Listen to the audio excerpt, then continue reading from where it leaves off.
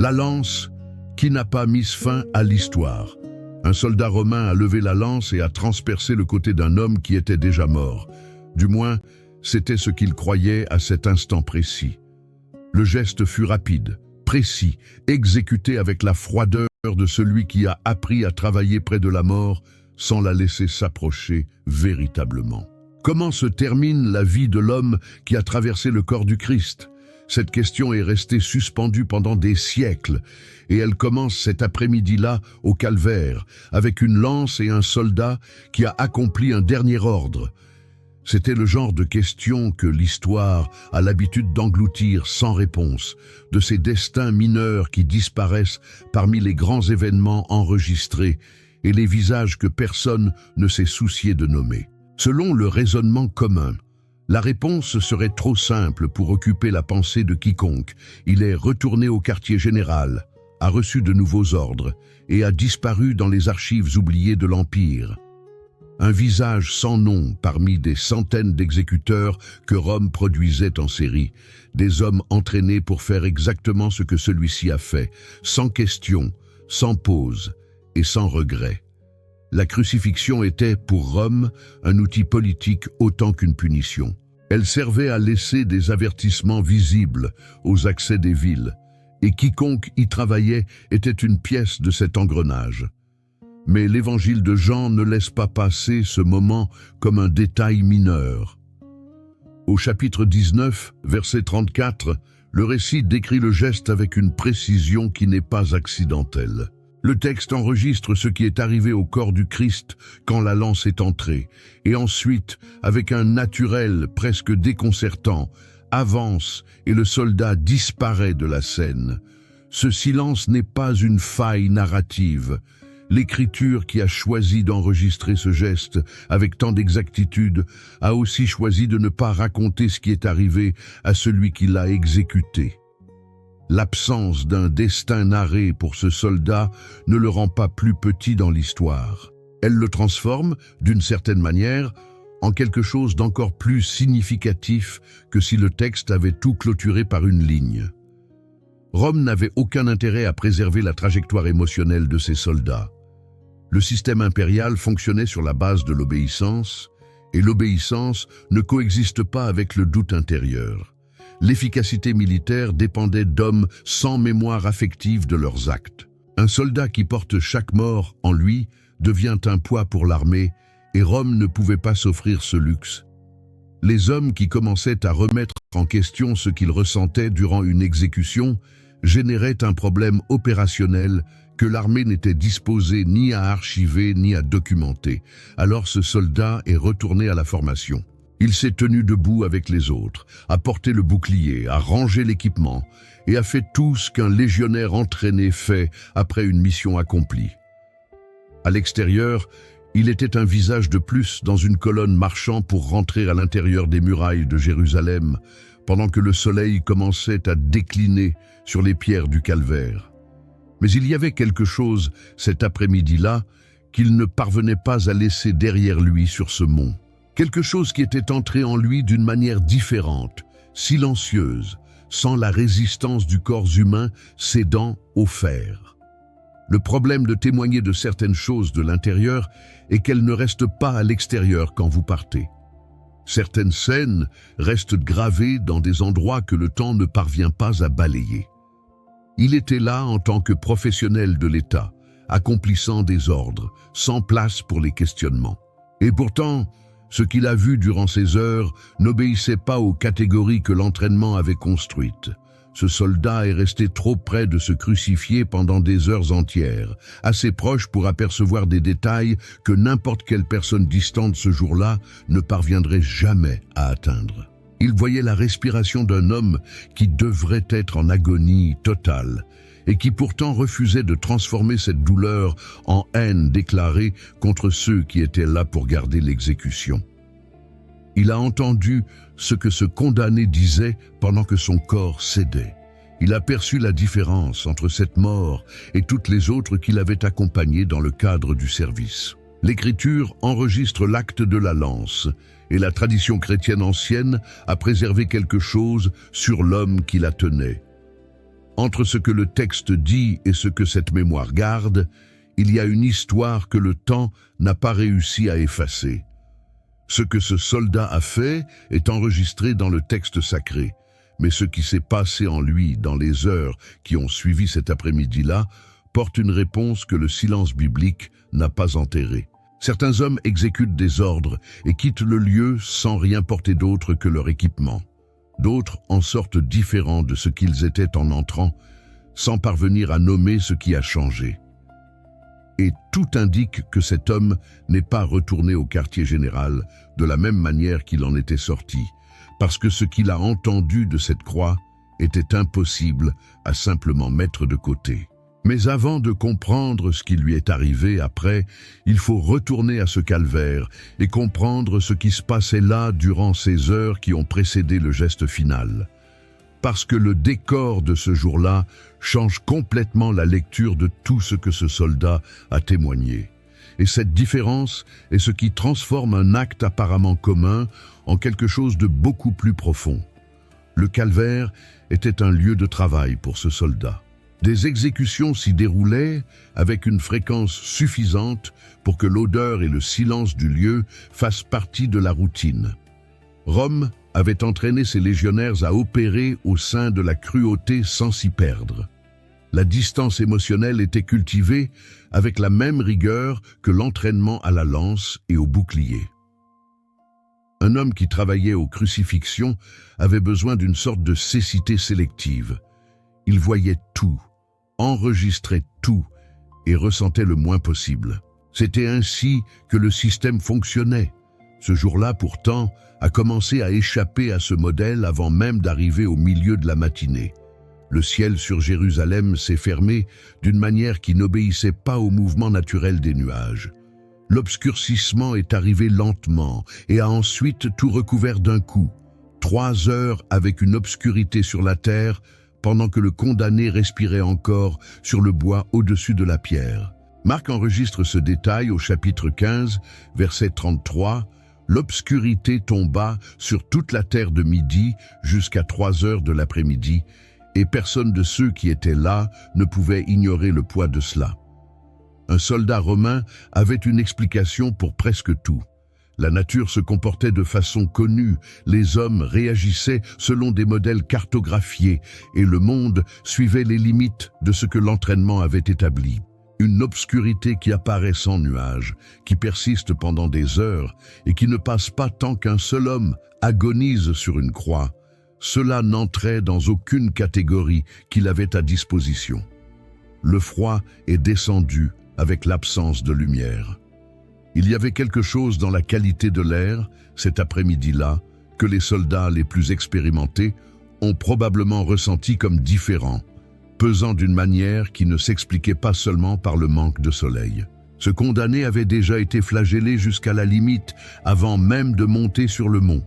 Il a porté le bois dans des conditions où peu de gens survivraient, ne serait-ce que jusqu'au point de la crucifixion.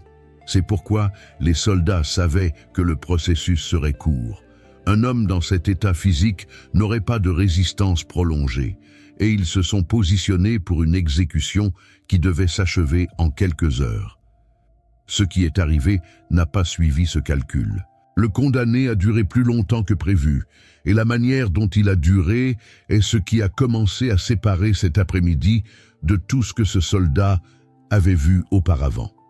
D'autres condamnés maudissaient. Ils criaient contre les gardes, contre les prêtres qui observaient de loin, contre n'importe quel visage qu'ils trouvaient dans la foule, une réaction complètement humaine face à une douleur de ce niveau. Certains entraient en délire, d'autres suppliaient pour de l'eau avec une urgence qui rendait la demande presque animale. La croix transformait des hommes forts en quelque chose que l'on reconnaissait à peine comme une personne. Celui-là, pourtant, maintenait une présence qui ne correspondait pas à l'état de son corps. Il y avait quelque chose dans sa posture sur le bois qui déconcertait quiconque restait proche assez longtemps pour s'en apercevoir. Le soldat est resté proche par obligation de fonction. La garde lors d'une crucifixion devait être assez proche pour intervenir si la foule avançait et cela l'a placé à portée de tout ce qui se passait sur cette croix. Il a entendu les paroles prononcées de là-haut, des paroles qui étaient des cris de douleur, ni des malédictions, ni des demandes de clémence au gouverneur qui s'était déjà lavé les mains de l'affaire des heures auparavant.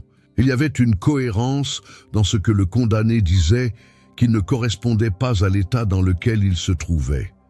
C'était perturbant d'une manière très spécifique pour un professionnel entraîné à lire les gens dans des situations extrêmes. Le tremblement de terre est venu quand la mort est arrivée. Le sol sous les pieds des soldats a bougé avec une intensité qui a renversé ce qui était debout et a ouvert des fissures dans les pierres autour du mont. Un homme qui a passé des années en campagne militaire avait déjà senti la terre vibrer sous une cavalerie lourde en pleine avance. Mais ce tremblement est venu de l'intérieur vers le haut, sans avertissement, sans direction identifiable. Le centurion qui commandait la garde a dit à haute voix ce que plusieurs de ses hommes ressentaient intérieurement, mais qu'aucun des autres n'aurait dit en premier. Matthieu a enregistré cette parole telle qu'elle a été prononcée. Celui qui a parlé était l'officier le plus gradé là-bas, et il l'a dit avec la même voix avec laquelle il donnait des ordres, sans hystérie. Il l'a dit comme quelqu'un qui décrit quelque chose qu'il voit de ses propres yeux et ne parvient plus à contenir ce qu'il voit. Le soldat qui portait la lance était dans ce groupe. Il a entendu le ciel se fermer, a senti le tremblement dans les pierres, est resté assez proche pour voir ce visage sur le bois pendant des heures entières. Et il y avait quelque chose qu'il avait entendu bien avant le tremblement de terre, bien avant l'obscurité totale, une phrase prononcée de cette croix qui l'a atteint d'une manière complètement différente de tout ce que l'environnement aux alentours faisait. Avant de continuer, si ce contenu a béni votre vie, aimez, commentez et partagez. Abonnez-vous à la chaîne et si vous voulez bénir la chaîne, cliquez sur le bouton « Merci » et laissez une offre de n'importe quelle valeur ou devenez membre. Nous laissons aussi quelques produits dans la description. Achetez-en un et bénissez la chaîne. En continuant. Le soldat avait entendu beaucoup de choses durant les exécutions, des cris, des imprécations, des pleurs, le silence forcé de celui qui n'avait plus de souffle pour rien d'autre que respirer. La mémoire d'un bourreau professionnel garde des sons spécifiques. Le genre de cri qu'un homme pousse quand les clous traversent les poignets est différent de tout autre son humain. Ce condamné a aussi crié en étant cloué sur le bois. Mais ce qui est sorti de sa bouche juste après fut ce qu'aucun des soldats présents n'était préparé à entendre. Luc a préservé les paroles au chapitre 23, verset 34, « Père, pardonne-leur, car ils ne savent pas ce qu'ils font. » Une prière, prononcée alors que le sang coulait encore des points de fixation. Le soldat qui était positionné près de la croix a entendu cela d'une distance très courte. Des paroles dirigées vers le haut, vers quelqu'un que le condamné appelait Père, demandant miséricorde pour les hommes qui venaient de clouer ses poignets. Au sein du système romain, la logique de la force était absolue. Celui qui gagnait punissait, celui qui perdait payait, et celui qui exécutait était du bon côté de l'équation par le simple fait d'être encore debout. La prière de cet homme sur la croix inversait cette logique d'une manière qui n'avait pas de précédent dans l'expérience de ce soldat. La victime, intercédant pour ses bourreaux, demandant l'absolution pour ceux qui menaient l'exécution. L'impact de cela sur quelqu'un formé au sein d'une culture de force et de représailles va au-delà du religieux. Cela touche des structures que l'entraînement n'a jamais effleurées, parce que l'entraînement n'a jamais eu besoin de traiter cela. Un homme en agonie extrême voit ses ressources cognitives réduites à l'essentiel. Ce qui reste dans cet état est ce que la personne est réellement à l'intérieur, sans couche de contrôle, sans prestance sociale, sans calcul. Et ce qui est resté dans ce condamné, au moment où tout vernis humain aurait complètement disparu, fut une demande de pardon pour ses propres exécuteurs. Cela est entré dans le soldat d'une manière qu'il n'avait aucun moyen de bloquer. L'entraînement enseignait comment gérer la haine, la résistance, le supplice et le désespoir. Il y avait des réponses protocolaires pour chaque variation de comportement humain au sein d'une exécution. et les soldats expérimentés les appliquaient mécaniquement. Pour cette prière spécifique, le protocole n'existait tout simplement pas. Le système impérial n'avait pas prévu cette situation, car au sein de la logique du pouvoir que Rome représentait, elle était une impossibilité pratique. Personne dans la position de ce condamné ne demanderait pardon pour celui qui était en train de le tuer. La présomption de base de tout l'appareil punitif romain était que la souffrance rendait les hommes plus petits et que la mort réduisait toute résistance au silence. Ce dont le soldat était témoin contredisait directement cette présomption. L'homme sur le bois devenait plus grand à mesure que le temps avançait, et la voix continuait de sortir d'un corps qui aurait dû avoir épuisé toute capacité de parler. Le poids de ces paroles sur un légionnaire entraîné n'était pas d'ordre intellectuel. Il n'avait probablement jamais eu de formation philosophique suffisante pour analyser ce qu'il entendait au sein d'un système de pensée structuré. L'impact fut plus primitif que cela. Ce fut le genre de chose qui frappe quelqu'un avant tout raisonnement, qui traverse l'armure professionnelle et se pose dans un endroit que le grade militaire et l'uniforme ne parviennent pas à protéger. La grâce prononcée de cette croix avait une portée géographique très spécifique. Elle a été dite là, sur ce mont, pendant que ce groupe de gardes était positionné sous le bois en accomplissant la mission. Le soldat était dans le rayon de cette prière. Littéralement. Le condamné a demandé pardon pour ceux qui étaient là, et cet homme était là, avec la lance à la main, avec le sang de la flagellation encore visible sur ses vêtements de travail. Il y avait un détail qui rendait cela encore plus pesant. La demande de pardon a été faite avant toute réponse des exécuteurs, avant tout signe de repentir de la part de ceux qui menèrent la mort. La miséricorde a été prononcée sur des hommes qui étaient encore en train d'exécuter la sentence, qui allaient encore continuer d'exécuter jusqu'à la fin, qui allaient encore tirer au sort les vêtements du condamné dans le cadre de la procédure standard. Cela signifie que la prière a couvert le soldat avant qu'il ne puisse faire quoi que ce soit pour mériter ou rejeter ce qui était dit. La grâce est arrivée avant la conscience de tout besoin d'elle. Ce légionnaire est resté à porter ces paroles pendant que le ciel s'obscurcissait et que la terre a ensuite tremblé sous ses pieds. Et quand l'ordre final est arrivé, quand il a dû s'approcher du corps pour exécuter la dernière procédure de l'après-midi, il portait tout cela avec lui. Le geste qui a suivi fut le plus simple de la journée. Une lance levée, un angle calculé, une pression appliquée avec des années de pratique. Mais ce qui s'est passé à cet instant précis était loin d'être simple. L'ordre arriva avec la froideur de n'importe quelle autre instruction de cet après-midi-là. Les corps devaient être retirés avant le coucher du soleil, et la confirmation du décès faisait partie de la procédure standard. Les deux autres condamnés aux côtés de Jésus donnaient encore des signes de vie. Les soldats leur brisèrent les jambes pour accélérer la fin, une pratique courante qui éliminait la capacité de se redresser pour respirer. Quand ils arrivèrent à l'homme du milieu, la procédure changea. Il semblait déjà mort, et briser les os d'un cadavre était un travail inutile dans la logique objective du métier. Le soldat s'approcha, la lance en position. Il connaissait les corps morts mieux que la plupart des hommes vivants. Il savait ce qu'un cadavre fait et ce qu'il ne fait plus. Il connaissait la différence entre la rigidité, la température et l'absence de réponse musculaire. Il appliqua la lance sur le côté du corps avec la précision technique de celui qui exécute une procédure qu'il a déjà réalisée d'autres fois. L'angle était correct, la force fut adéquate et le geste fut exactement ce que l'entraînement avait établi. Ce qui sortit de ce corps ne suivit pas le modèle qu'il connaissait. Jean a enregistré au chapitre 19, verset 34. Il sortit du sang et de l'eau, séparés, visibles, dans une combinaison qui a traversé des siècles d'interprétation médicale et théologique. Un cadavre ordinaire ne répond pas de cette manière. Le sang coagule avec la mort. Les fluides se comportent selon des lois spécifiques que ce légionnaire connaissait par l'expérience accumulée de plusieurs années près des corps.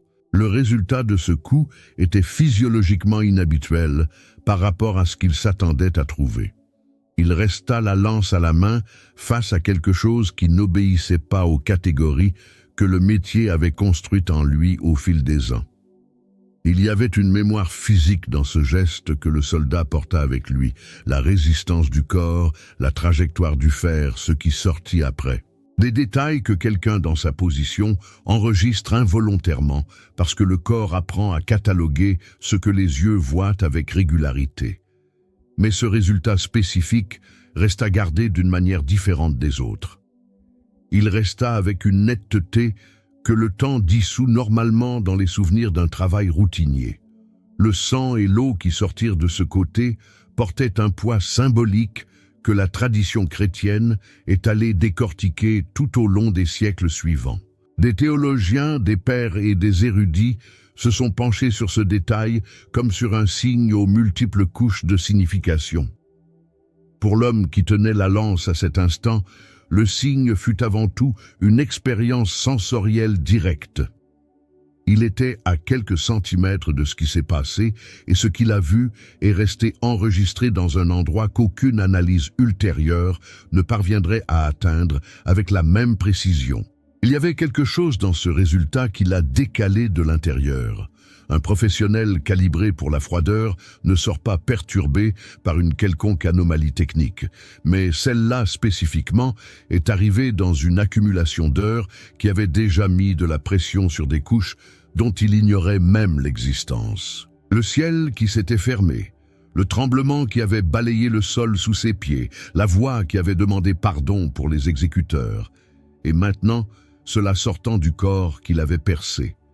Chaque élément seul aurait peut-être tenu dans l'armure professionnelle que l'entraînement avait construite.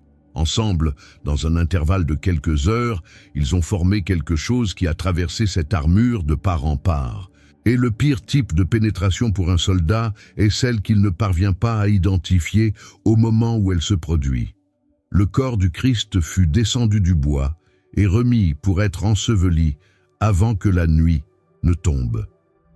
Les soldats ont démonté l'appareil de l'exécution avec l'efficacité habituelle, ont nettoyé les lieux selon le protocole et se sont regroupés. Le calvaire revint au silence que cet espace avait entre une exécution et une autre. Les pierres restèrent à leur place, le bois fut ramassé et le mont redevint ce qu'il était avant cet après-midi-là. Le soldat sortit de là avec son équipement complet et son poste intact. À l'extérieur, il était un légionnaire de plus terminant son tour de garde, marchant pour rentrer à l'intérieur des murailles avec les autres de la garde. À l'intérieur, il portait une question qu'il n'avait probablement pas encore les mots pour formuler. Quelque chose s'était passé dans ce geste final qui ne s'achevait pas avec la fin de la mission. La tradition chrétienne qui s'est développée dans les siècles suivant la crucifixion a préservé un nom pour cet homme et un détail à son sujet qui change complètement la lecture de tout ce qui s'est passé cet après-midi-là. L'Écriture enregistre le geste et le résultat, mais garde le silence sur le nom de l'homme qui tenait la lance. Ce silence a duré peu de temps au sein de la mémoire chrétienne qui a commencé à se former dans les décennies suivant la crucifixion. Les premières communautés de foi préservaient des histoires qui circulaient parmi ceux qui avaient été présents cet après-midi-là ou qui connaissaient des personnes qui l'avaient été. La transmission orale était la méthode et elle avait une précision propre. Avec le temps, un nom a commencé à apparaître lié au soldat à la lance, Longin. L'origine de ce nom a suscité des débats parmi les érudits, mais sa présence dans la tradition chrétienne ancienne est constante et géographiquement étendue. Le nom apparaît dans des textes qui remontent au 1er siècle de l'ère chrétienne, préservés dans des communautés qui étaient éloignées les unes des autres et qui ont maintenu la même identification sans contact direct entre elles. Cela a un poids historique. Des traditions qui surgissent indépendamment dans des lieux séparés et convergent vers le même détail, portent un type de crédibilité différent de la légende construite par une source unique. La Bible présente deux personnages qui méritent attention dans cette scène, le soldat à la lance et le centurion qui commandait la garde. Certains érudits de la patristique ont identifié ces deux-là comme étant la même personne. D'autres les ont distingués avec clarté. Ce que la tradition a consolidé, c'est la figure d'un légionnaire qui a exécuté la perforation et qui est sorti de là portant plus que le poids de l'équipement militaire. Il portait une expérience qui résistait à l'oubli. En plus du nom, la mémoire chrétienne ancienne a préservé un détail physique sur cet homme qui change la lecture de ce geste près du corps du Christ. La tradition affirme que Longin avait un grave problème de vision. La condition était assez sérieuse pour compromettre sa capacité à voir avec précision, quelque chose qui rendait encore plus significative la fonction qu'il exerçait ce jour-là en tant que membre de la garde d'exécution. Un homme ayant des difficultés visuelles positionné près de la croix est resté assez proche pour apercevoir des détails que quelqu'un de distant perdrait. Et c'est exactement sur cette proximité que le récit de la tradition se concentre. Quand le sang et l'eau sont sortis du côté du Christ et ont atteint le visage de Longin, la tradition chrétienne ancienne enregistre que sa vision fut restaurée à cet instant même. C'est une affirmation de guérison, préservée dans des sources qui vont de l'évangile de Nicodème, un texte apocryphe à large circulation dans les premiers siècles, jusqu'aux hagiographies ultérieures de la période médiévale. La distinction entre l'écriture et la tradition doit être faite avec clarté, car les deux choses ont des poids différents. L'évangile de Jean enregistre le sang et l'eau, et ce registre est canonique, inspiré et non négociable. Le récit de la guérison des yeux de Longin appartient à la tradition chrétienne, préservée avec sérieux par des communautés de foi, mais hors du canon biblique. Ce sont des sources de nature distinctes, et les traiter comme équivalentes serait une erreur. Ce que la tradition ajoute au registre biblique est une couche de conséquences humaines que l'Évangile a laissée ouverte. Jean décrit le signe. La mémoire chrétienne ancienne a tenté de décrire ce que ce signe a fait à celui qui était de l'autre côté de la lance. Si la tradition est correcte, le premier contact physique de Longin avec ce qui est sorti du corps du Christ fut simultanément la fin d'une cécité qu'il portait et le début d'une clarté qu'il ne s'attendait pas à avoir. Il y a une symétrie théologique puissante dans ce récit, car la guérison enregistrée par la tradition a atteint l'homme au point exact où sa déficience était la plus visible, la capacité de voir. L'homme qui est arrivé au calvaire en y voyant mal serait reparti de là les yeux ouverts d'une manière qui va au-delà du physiologique si la tradition narre un événement réel avec des conséquences réelles. Les Actes des Apôtres, au chapitre 9, verset 18, décrivent Paul après sa rencontre avec le Christ sur le chemin de Damas. Aussitôt, il tomba de ses yeux comme des écailles, et il recouvra la vue. Le modèle d'ouverture des yeux par la grâce n'était pas unique. Ce qui rend le cas de Longin singulier au sein de cette tradition, c'est le contexte de la guérison. Elle se serait produite durant une exécution, au point le plus brutal de la scène, médiée par le contact avec le sang du crucifié. La tradition chrétienne a gardé ce récit parce qu'il dit quelque chose sur la nature de la grâce qui va au-delà de l'épisode individuel. Un homme qui est venu pour confirmer une mort est reparti en portant en lui une marque de vie. Et une fois que les yeux physiques se sont ouverts, la tradition indique que les yeux intérieurs ne sont pas restés fermés non plus bien longtemps. Ce que cet homme a commencé à entrevoir après cet après-midi-là a complètement changé la direction que sa vie allait prendre. Longin a quitté le calvaire avec le même poste qu'il avait en arrivant. Son titre n'a pas changé, l'uniforme restait en place et la chaîne de commandement suivait son cours intact autour de lui. Mais l'intérieur d'un homme et l'extérieur qu'il présente au monde peuvent rester longtemps désynchronisés avant que quelqu'un de l'extérieur ne s'en aperçoive. Parfois, l'homme lui-même met du temps à s'en rendre compte. Rome produisait des soldats avec une ingénierie sociale très spécifique. L'identité du légionnaire était construite pour être totale, occupant l'espace qui, dans d'autres cultures, appartenait à la famille, à la religion et au village. L'armée romaine était ces trois choses en même temps pour celui qui s'y engageait. Le poste définissait qui vous étiez, la légion définissait à qui vous apparteniez, et l'empereur définissait le but de tout. Longin a été formé au sein de cette structure dès son jeune âge. Chaque réflexe, chaque réponse automatique, chaque critère de jugement qu'il possédait a été modelé pendant des années au sein de cet engrenage. Le problème avec les rencontres qui traversent ce type de formation, c'est qu'elles agissent exactement sur les fondations que le système a le plus travaillé à solidifier. Quand ces fondations cèdent, elles cèdent entièrement. Dans les semaines suivant la crucifixion, Longin a continué d'accomplir ses fonctions. Il était présent, exécutait les ordres, maintenait l'apparence d'un légionnaire conforme aux standards attendus. Mais il y avait des questions qui ne cessaient de circuler en lui, du genre que l'entraînement n'avait jamais eu besoin de résoudre parce que l'entraînement présumait que certaines questions ne surgissaient tout simplement pas chez un soldat bien formé. L'homme qu'il avait observé sur la croix pendant des heures entières était ressuscité. Cette information a commencé à circuler à Jérusalem dans les jours qui ont suivi, et elle est parvenue aux soldats qui avaient travaillé à cette exécution. Les chefs religieux ont tenté de contenir le récit, et Matthieu enregistre au chapitre 28, verset 12, qu'ils ont soudoyé les gardes du tombeau pour diffuser une version alternative sur la disparition du corps. Longin était inséré dans cet environnement. Il savait ce qu'il avait vu cet après-midi-là. Il savait ce qu'il avait ressenti dans le geste de la lance.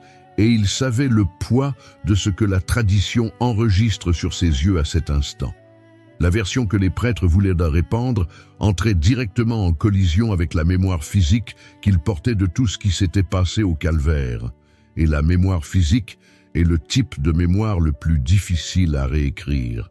Un homme peut accepter la narration officielle d'un événement qu'il a suivi à distance, quand il a été au centre de l'événement, avec son corps présent et tous ses sens activés. La version officielle n'a plus de place. La tradition chrétienne indique que Longin a abandonné le service militaire à un certain moment après la crucifixion. Quitter un poste comme le sien avait des conséquences concrètes dans un système qui traitait la désertion avec sévérité. Rome tolérait beaucoup de choses chez ses soldats. La brutalité, le vice, la malhonnêteté interne, la violence hors de propos. Ce que Rome tolérait beaucoup plus difficilement, c'était la rupture de loyauté, surtout quand elle s'accompagnait de raisons religieuses. Un soldat qui quittait l'armée, en prétendant avoir été transformé par l'homme qu'il avait aidé à tuer, était un problème institutionnel que le système ne pouvait pas simplement classer et ignorer. La tradition indique que Longin est retourné en Cappadoce, région qui correspond au territoire de l'actuelle Turquie centrale, où il se serait consacré à une vie différente de tout ce que l'armée avait été pour lui. Mais ce qu'il portait avec lui était plus grand qu'un changement d'adresse ou d'occupation. L'identité que Rome avait construite en lui au fil des années s'est défaite couche après couche. Ce n'était pas un processus rapide ni propre. Celui qui a été formé au sein d'une structure aussi totale ressent l'absence de celle-ci comme un poids spécifique, même quand la structure était précisément ce qui devait être abandonné. Avant de continuer, si ce contenu a béni votre vie, aimez, commentez et partagez. Abonnez-vous à la chaîne et si vous voulez bénir la chaîne, cliquez sur le bouton « Merci » et laissez une offre de n'importe quelle valeur ou devenez membre. Nous laissons aussi quelques produits dans la description. Achetez-en un et bénissez la chaîne. En continuant, ce qui soutenait Longin dans ce processus était quelque chose que le système impérial n'avait jamais prévu comme variable. La conviction d'avoir été témoin de quelque chose qu'aucune version officielle ne parvenait à effacer de la mémoire. Il avait été là, il avait entendu de ses propres oreilles, ressenti la réponse du fer dans la chair, vu ce qui était sorti de ce côté. Cela lui appartenait d'une manière qu'aucun ordre ultérieur ne pourrait confisquer. La transformation intérieure de Longin progressait vers un point où elle devait sortir du silence privé. Certaines convictions grandissent jusqu'au point où les garder pour soi devient un effort plus grand que de parler. Et quand un homme avec cette histoire spécifique commence à parler de ce qu'il a vu cet après-midi-là, ce qu'il a à dire porte un poids qu'aucun prédicateur de seconde main ne parvient à reproduire. Longin avait fait partie de l'exécution. Il avait exécuté le geste final de ses propres mains, et il disait que l'homme qu'il avait aidé à tuer était exactement celui qu'il prétendait être. Ce type de témoignage ne passe pas inaperçu bien longtemps, particulièrement au sein d'un empire qui surveillait déjà la croissance des premières communautés chrétiennes. Il y a une différence fondamentale entre celui qui raconte une histoire qu'il a entendue et celui qui raconte une histoire qu'il a vécue avec son propre corps présent.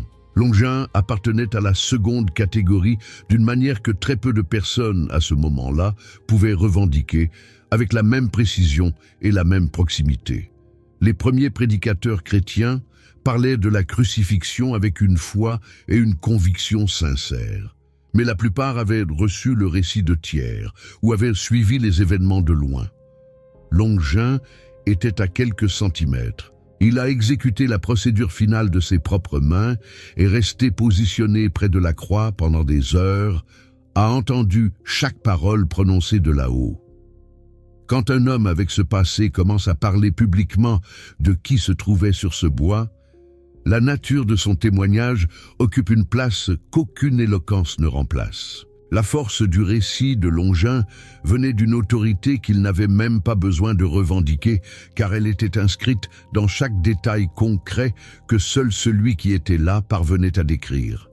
Il connaissait le poids du silence du ciel cet après-midi-là, connaissait la température du tremblement dans les pierres sous ses pieds, connaissait exactement l'angle et le résultat du geste qu'il avait exécuté. Ces détails sensoriels appartiennent à une couche de la mémoire que l'argumentation intellectuelle n'atteint jamais avec la même profondeur. Ceux qui ont entendu Longin parler ont ressenti cela. Au sein des premières communautés chrétiennes qui se formaient en territoire romain, un ex-légionnaire avec cette expérience spécifique était une présence qui modifiait le poids de n'importe quelle réunion. Les personnes qui doutaient, qui avaient des questions sur ce qui s'était réellement passé au calvaire, trouvaient en lui une réponse qui dispensait de tout débat théologique prolongé. La tradition indique que Longin n'est pas resté silencieux après son retour en Cappadoce. Il s'est mis à vivre parmi des personnes de foi et à partager avec elles ce dont il avait été témoin cet après-midi-là à Jérusalem. La deuxième lettre de Pierre, chapitre 1, verset 16, préserve une idée qui fait directement écho à ce type de témoignage. Ce n'est pas, en effet, en suivant des fables habilement conçues que nous vous avons fait connaître la puissance et l'avènement de notre Seigneur Jésus-Christ, mais c'est comme ayant vu sa majesté de nos propres yeux. Longin incarnait ce principe d'une manière que la plupart des premiers chrétiens reconnaissaient comme ayant un poids spécifique et différent de tout autre récit disponible. Mais il y avait une dimension de son témoignage qui le rendait particulièrement insupportable pour le système impérial qu'il avait laissé derrière lui. Un soldat romain converti par la foi était un problème gérable pour Rome. Un soldat romain qui avait participé directement à l'exécution et qui parlait de la résurrection était une autre affaire. Cet homme incarnait la défaite morale de l'Empire dans une séquence d'événements qu'il avait lui-même protagonisés. Il ne prêchait pas une idée abstraite, il narrait ce que les propres mains de Rome avaient fait. Le récit de Longin plaçait le pouvoir impérial dans l'histoire d'une manière telle que l'autorité de César n'avait aucun moyen de le reformuler sans que cela sonne creux pour qui connaissait les détails. Rome savait gérer les martyrs anonymes, les prédicateurs sans visage et les communautés dispersées qui pouvaient être persécutées sans que leur extinction ne génère un grand coup symbolique. Un ex-légionnaire nommé, avec une fonction documentable dans l'exécution du Galiléen, parlant publiquement de ce qui s'était passé sur ce calvaire, était une équation beaucoup plus délicate. Son témoignage avait une crédibilité interne. Il connaissait les procédures, le protocole, l'environnement et les personnages de cet après-midi-là avec l'intimité de celui qui a travaillé à l'intérieur de l'engrenage. Quand il décrivait les détails de la scène, le détail du ciel, le tremblement, le résultat de la lance, cela ne sonnait pas comme une foi construite sur l'espérance. Cela sonnait comme le rapport de celui qui était présent. C'est le type de voix que les empires apprennent à craindre avec le temps, parce qu'elle parle de l'intérieur d'une expérience que le système ne peut disqualifier sans se contredire. Rome avait entraîné Longin pour être un outil de l'État. Il est revenu de cette fonction en portant exactement l'opposé de ce que l'État attendait que cet après-midi-là produise. La portée de son récit est allée croissant, et avec elle a grandi aussi l'attention de ceux qui surveillaient le mouvement chrétien avec l'inquiétude spécifique de ceux qui y voyaient une menace pour l'ordre établi. La question pour Rome n'était pas théologique, elle était opérationnelle. Un homme qui avait rompu sa loyauté envers le système après avoir participé à l'une de ses exécutions les plus significatives était libre, parlait et était écouté. Et les empires qui se soutiennent par l'autorité de la force et de la hiérarchie savent très bien quoi faire quand quelqu'un avec ce profil commence à gagner de l'audience. Rome avait un instinct affûté pour identifier le moment où une idée cessait d'être seulement une croyance privée pour devenir une force capable de déstabiliser. Le mouvement chrétien était déjà sous observation avant que Longin ne commence à parler. Mais la présence d'un ex-légionnaire avec ce passé spécifique a accéléré l'attention portée sur lui. La Cappadoce était loin de Jérusalem, mais la portée administrative de l'Empire n'avait pas de trou géographique qui permisse à quelqu'un au profil de Longin de disparaître en toute tranquillité. La tradition rapporte que les autorités locales furent sollicitées pour le localiser. L'ordre partit d'instances liées à la structure qui avait mené l'exécution au calvaire. Ce que les envoyés trouvèrent en arrivant dans la région fut un homme qui avait déjà construit une vie radicalement différente de tout ce que le service militaire avait été pour lui. La tradition indique que Longin avait distribué ses biens, se consacrait à une routine de prière et vivait parmi des personnes qui partageaient la même foi que celle qu'il avait embrassée après la crucifixion. Ce tableau était précisément le genre de choses que le système impérial associait à un danger social. Un soldat entraîné qui renonce volontairement à ses possessions et à la hiérarchie représente un rejet visible des valeurs que l'Empire vendait comme les fondements de la vie civilisée. L'arrivée des envoyés de Rome trouva chez Longin une posture que la tradition décrit comme sereine, sans fuite et sans tentative de négociation avec le pouvoir qui venait le chercher. Il y avait une cohérence dans cette posture qui venait d'un endroit très spécifique. Un homme qui avait participé à l'exécution du Christ et qui avait ensuite embrassé la foi en lui avait déjà traversé le point le plus difficile de sa propre histoire intérieure. La confrontation avec les envoyés romains était externe. La confrontation que Longin avait déjà menée avec lui-même avait une profondeur qui rendait toute menace impériale relativement mineure par comparaison. La tradition chrétienne préserve des récits selon lesquels Longin fut mené devant les autorités et pressé de renier publiquement ce qu'il professait, selon le protocole de procédure romain, contre les dissidents religieux. La logique de l'Empire dans ce type de situation était calculée. Un renoncement public d'un ex-soldat avait une valeur de propagande. Il montrait que l'État était capable de récupérer celui qui s'était égaré. Longin refusa. Et ce refus portait un poids spécifique qui allait au-delà du courage individuel, car il venait de quelqu'un qui connaissait les instruments du pouvoir romain, de l'intérieur, de la structure opérationnelle. Il savait exactement ce que ce refus signifierait. Il avait passé des années au sein du système, connaissait le protocole, comprenait la chaîne de conséquences que cette position activait. La tradition chrétienne ancienne enregistre que Longin fut exécuté pour sa foi, devenant martyr à une date que les martyrologes chrétiens placent au 1er siècle de l'ère chrétienne. Le martyre d'un ex-soldat romain qui avait participé à la crucifixion du Christ avait une symétrie que la mémoire chrétienne a préservée avec soin tout au long des siècles suivants. Il avait appliqué le fer sur le corps de Jésus avec les mains entraînées par l'Empire. Des décennies plus tard, le fer du même système vint vers lui et cette fois il resta immobile. Jean, au chapitre 15, verset 13, rapporte les paroles de Jésus à la veille de son arrestation. « Il n'y a pas de plus grand amour que de donner sa vie pour ses amis. » Longin n'avait pas été l'ami de Jésus l'après-midi du calvaire.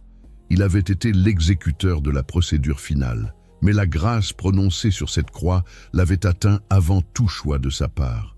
Et des décennies après ce mont, l'homme qui avait porté la lance était disposé à payer le même prix que le condamné avait payé, à cause de tout ce que cet après-midi-là avait mis en lui. La persécution que Rome déclencha contre lui produisit l'opposé de l'effet escompté. Silencier un témoin oculaire de la crucifixion n'effaça pas le récit. Cela le transforma en quelque chose d'impossible à contenir.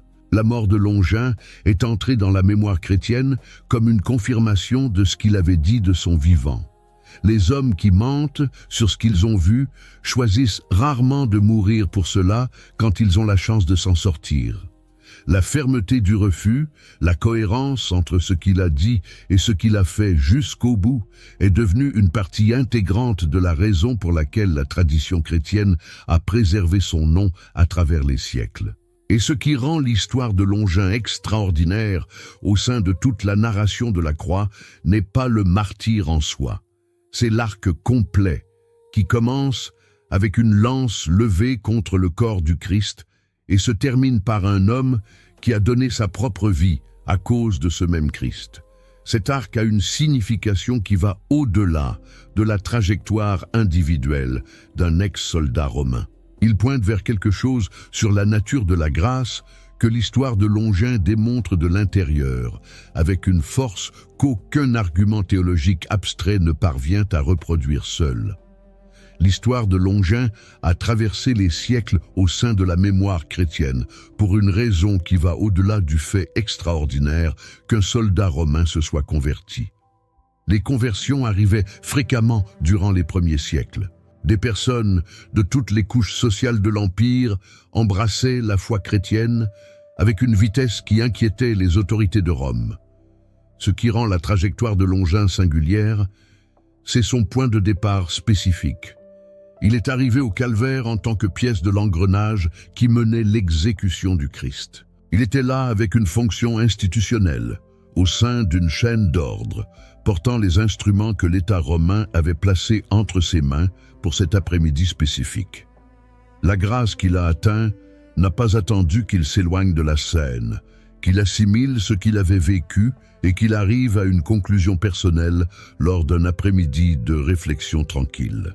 Elle est arrivée durant l'exécution sur le mont, alors qu'il était encore debout avec son équipement, pendant que le ciel se fermait et que la terre tremblait sous ses pieds. La prière de pardon a couvert les exécuteurs avant qu'ils ne finissent d'exécuter. Longin était au sein de ce groupe à l'instant même où les paroles furent prononcées. Cela signifie que la grâce du Christ a atteint l'homme à la lance, au moment où il se trouvait au point le plus éloigné possible de toute disposition à la recevoir. Éphésiens chapitre 2, verset 4, décrit Dieu comme étant riche en miséricorde à cause du grand amour dont il nous a aimés. Ce verset a gagné un visage concret sur ce calvaire. La richesse de la miséricorde décrite par Paul n'est pas une métaphore dévotionnelle. C'est la même qualité qui a couvert un légionnaire armé positionné près d'une croix. L'arc entier de la trajectoire de Longin, de la lance au martyr, révèle quelque chose sur l'étendue de la grâce du Christ qu'aucun argument théologique isolé ne parvient à démontrer avec la même force. Elle a atteint l'homme qui a empoigné le fer. Elle l'a atteint à l'instant du geste. Elle l'a atteint avant le repentir, avant la conversion, avant tout mouvement vers elle. C'est cette inversion que l'histoire de Longin porte en elle comme un noyau permanent. Le pouvoir que le calvaire représentait pour la pensée humaine était le pouvoir de la condamnation définitive. La croix fut projetée par le système impérial pour être le point final de toute narration. Le condamné montait, souffrait, mourait, et l'affaire était classée avec l'efficacité de la pierre sur le tombeau. Ce qui est sorti de ce monde en toutes les directions fut l'opposé d'une clôture. C'est sorti par le témoignage des disciples, par la foi des premières communautés, par le récit de ceux qui étaient présents, et c'est sorti aussi par les mains d'un légionnaire qui avait exécuté la procédure finale et qui a ensuite passé le reste de sa vie à porter en lui le signe de ce qui était sorti de ce côté. Longin ne fut pas une exception curieuse dans l'histoire de la croix, un cas isolé de miséricorde, concédé dans des circonstances extraordinaires à un individu au passé inhabituel. Il fut une démonstration vivante que la grâce prononcée sur ce mont avait un rayon d'action que la pensée humaine ne parvenait pas à calculer avec les instruments disponibles. La mémoire chrétienne a préservé son nom, le récit de la guérison de ses yeux, la trajectoire de l'abandon de l'armée, le témoignage public et le martyre final, car ces détails ensemble forment une réponse. Une réponse à la question que toute personne porte à un moment donné sur son propre passé, sur ses propres gestes, sur la distance entre qui elle fut et qui elle pourrait être. La question que Longin incarne avec toute la concrétude de son histoire est simple dans sa forme et perturbante dans sa substance. Jusqu'où la grâce du Christ arrive-t-elle réellement? La réponse que sa trajectoire offre part d'une donnée très spécifique. Si la grâce a atteint l'homme qui a empoigné la lance au calvaire, à l'instant même où il l'empoignait, elle n'a pas de frontière identifiable de ce côté-ci. Longin était au point le plus improbable de tous pour être atteint à ce moment-là. Et c'est exactement là que la grâce prononcée du haut du bois l'a trouvé. La lance a traversé le côté du Christ une seule fois cet après-midi-là sur ce mont. Ce qui est sorti de ce geste continue d'atteindre des personnes qui ne savent même pas qu'elles sont dans le rayon. L'histoire qui a commencé avec un soldat accomplissant un ordre s'est terminée avec ce même homme refusant un ordre parce que quelque chose de plus grand que Rome était entré en lui. Et la question que cette trajectoire laisse suspendue dans l'air n'est pas sur Longin. C'est sur celui qui, devant cette histoire, parvient encore à argumenter qu'il est trop loin pour être atteint. Longin ne s'est pas réveillé ce matin-là en sachant que ce jour changerait tout en lui. Il est simplement allé travailler. Il a accompli la fonction que le système avait désignée pour lui, a porté les instruments que l'entraînement avait placés entre ses mains et a gravi le mont. Ce qui s'est passé ensuite n'était dans les plans d'aucun des deux côtés de cette scène. Rome n'avait pas prévu de produire un martyr chrétien en envoyant un légionnaire confirmer cette mort. Et Longin n'a certainement pas gravi le calvaire en s'attendant à ce que cet après-midi soit le commencement de tout ce qu'il allait encore devenir. La grâce travaille ainsi. Elle n'annonce pas son arrivée. Elle est simplement là, au point le plus improbable, à l'instant le plus pesant, atteignant celui qui s'attendait le moins à être atteint. Il y a quelque chose dans cette histoire qui dépasse le récit d'un soldat romain du 1er siècle. Il y a quelque chose en elle qui parle directement de la distance entre l'endroit où chaque personne se trouve et celui où la grâce parvient à arriver. Parce que le calvaire n'a pas été seulement le lieu d'une exécution. Ce fut le lieu où le Fils de Dieu a choisi de mourir en demandant pardon pour ceux qui étaient en train de le tuer. Cette prière a couvert Longin avant qu'il ne fasse le moindre pas vers la foi. Elle a couvert les prêtres qui demandèrent la mort. Elle a couvert la foule qui observait. Elle a couvert tous ceux qui étaient là. Et l'Écriture ne met pas de date de validité à cette prière. Imaginez un instant le silence qui a suivi le dernier souffle de Longin, des décennies après le calvaire. Ce n'était plus le silence de l'acier ou de la discipline militaire romaine, mais la paix de celui qui a enfin déposé ses armes spirituelles. Pendant des années, on raconte que Longin regardait ses propres mains et ne voyait plus l'instrument de la mort, mais les récipiendaires d'une promesse éternelle. Il ne se souvenait pas seulement de la douleur du Christ, mais du regard de l'homme sur la croix. Un regard qui, au lieu de condamner son bourreau, semblait l'inviter à la maison. Dans les grottes de Cappadoce, là où le premier souffle de l'Église a commencé à résonner, l'histoire de ce soldat est devenue un phare pour tous ceux qui se sentaient indignes. Longin a exploré une dimension de la foi que peu osent toucher, la rédemption de l'ennemi. Il a prouvé que la croix n'était pas une barrière, mais un pont jeté par Dieu par-dessus l'abîme de nos fautes les plus graves. Si le ciel a pu s'ouvrir pour l'homme qui a percé le cœur du Sauveur, quelle profondeur de péché pourrait bien vous séparer de cet amour aujourd'hui? La lance de Longin a ouvert une fontaine qui ne tarit jamais. Il a découvert que la même main qui avait cloué le Christ était celle que le Christ voulait tenir pour l'éternité. Sa vie nous enseigne que votre passé, aussi sombre soit-il, n'est qu'une toile de fond sur laquelle la gloire de Dieu peut briller avec encore plus d'éclat. Le soldat est mort, le martyr est né, mais c'est le Fils pardonné qui vit à jamais dans la présence de celui qui l'a autrefois transpercé. Ne craignez pas l'ampleur de votre histoire. La grâce est toujours plus vaste que votre plus grande chute.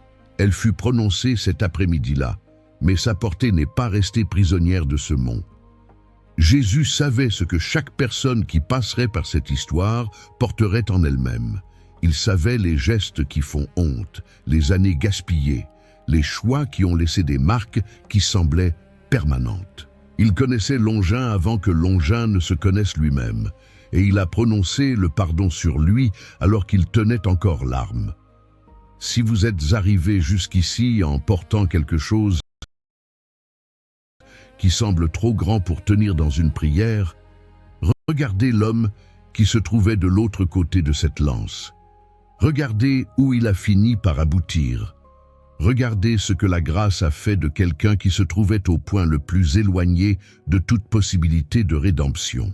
Le sang qui est sorti du côté du Christ, cet après-midi-là, n'a pas été gaspillé pour Longin, et il ne sera pas gaspillé pour vous.